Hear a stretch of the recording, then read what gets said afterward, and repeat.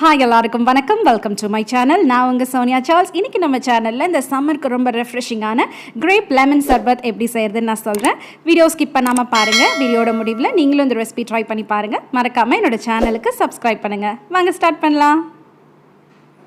இந்த ஜூஸ் செய்ய நான் ஒரு மிக்ஸி ஜாரில் 1 கப் கிரேப் சேர்த்துக்கிறேன். இந்த கொட்டை இருக்க கிரேப்ஸ் தான் நான் எடுத்திருக்கேன். அது 1 கப் அளவு நான் சேர்த்துருக்கேன். அதெல்லாமே வாஷ் பண்ணி சேர்த்துட்டு நான் இப்போ ஐஸ் க்யூப் சேர்க்குறேன். எவ்வளோ சில்னஸ் வேணுமோ அவ்வளோ ஐஸ் க்யூப் சேர்த்துக்கலாம். அடுத்து நான் இதில் ஒரு அரை லெமன் இப்படி பிழிஞ்சு சேர்த்துக்கிறேன். அந்த லெமன் ஜூஸ் சேர்க்கும் போது இன்னும் அந்த டேஸ்ட் ரொம்ப நல்லாயிருக்கும்.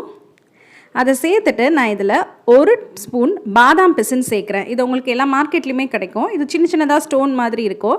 இதை நீங்கள் 1 கப் தண்ணியில் ஒரு 2-3 பாதாம் பிசின் எடுத்து நீங்கள் இதை தண்ணி ஊற்றி ஊற வச்சிங்கன்னா அடுத்த நாள் காலையில் இந்த மாதிரி ஜெல் ஃபார்மேட்டில் இருக்கும்.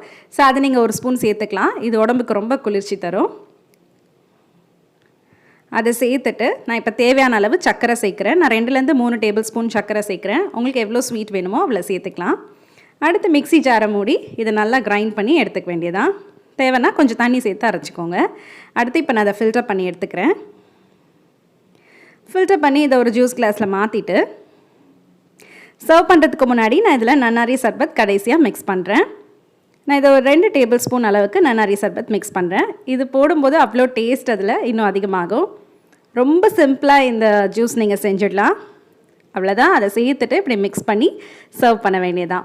சுவையான கிரேப் லெமன் சர்பத் தயாராக இருக்குது. நீங்களும் இந்த சம்மருக்கு சில்லுன்னு இந்த சர்பத் பண்ணி குடிங்க. வீடியோட முடிவில் இந்த ரெசிபி பண்ணி பார்த்துட்டு எப்படி வந்திருக்குன்னு கமெண்ட் செக்ஷனில் சொல்லுங்கள். மறக்காமல் என்னோடய சேனலுக்கு சப்ஸ்கிரைப் பண்ணுங்கள்.